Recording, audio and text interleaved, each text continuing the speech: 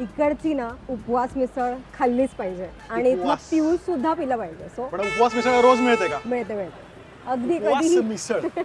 तर by the way आपण आधी हे वाचूयात. रवा मसाला पोळी, पुरी पातळ भाजी. स्पेसिफिक लिहिलेलं आहे पातळ भाजी.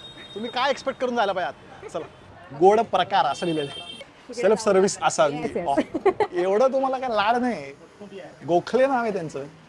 एक उपवासाची मिसळ, एक पियुष. हे पण जुनं आहे का खूप?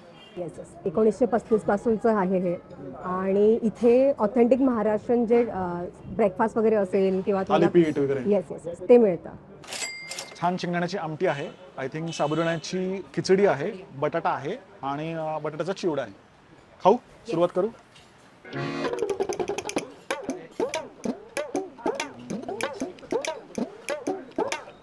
छान चव आहे.